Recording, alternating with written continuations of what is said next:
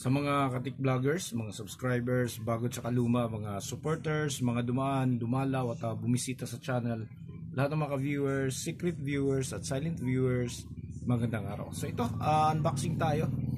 Itong in-order natin nung nasa Davao pa tayo na isang 150 watts Class D amplifier. So susubukan natin kung ito nga ba talaga yung laman. Ayan. Okay, so mga ano pa to, isang linggo pa to dumating. Hindi lang natin buksan pa dahil nasa service tayo, ano, tapos dumiretso tayo ng Ormoc City, doon tayo umuwi. At to, ngayon pa lang ako nakauwi dito sa nanay ko. So to, titingnan natin kung tama yung dumating.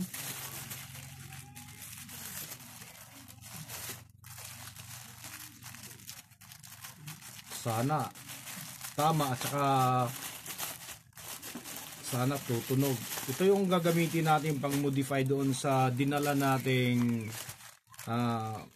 public address amplifier na sira yung output transformer. Ito yung ipapalit natin. Ayan, so ito pala yung physical na itsura niya. Kasi ngayon pa ako nakakita nito.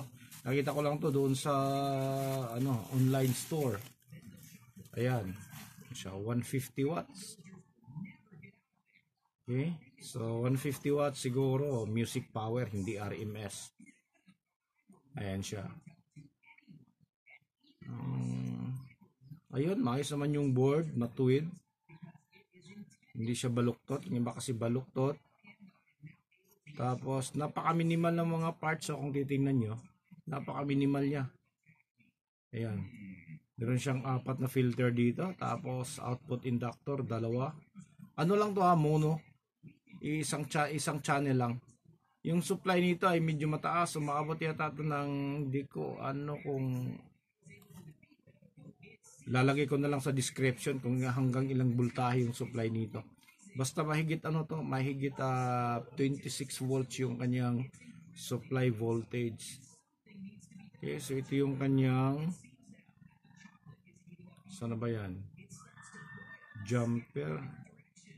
Ito yung kanyang input. Ayan input niya, tingnan natin kung yung kanyang input. So yung kanyang input. Ayan, so stereo yung kanyang input. Iwan ko lang pero yung kung titingnan natin dito nakalagay, parang stereo, kaya lang medyo pangit yung iwan ko kung 1 microfarad. So titignan ko na lang titisting na lang natin doon sa susubok na lang natin kapag nalagyan na natin ng supply, tapos speaker.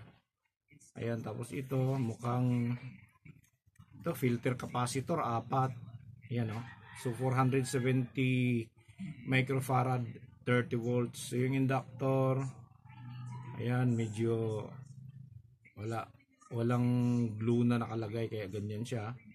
So napaka basic ng kanyang napaka temporary ng kanyang mga socket. Ito yung output, ito naman yung kanyang supply input. Ayan siya. Okay, so hindi pa, titingnan pa natin to kung itong nakalagay dito na jumper. Ayan naka float, tapos SD. Ito yung muna yung titingnan natin. So pinakita muna natin ngayon yung kanyang yung kanyang tawag nito, yung pag-unboxing muna. Saka na natin i-review to sa mga susunod na video. So hanggang dito na lang muna siguro tayo. So maraming salamat, God bless at bye bye.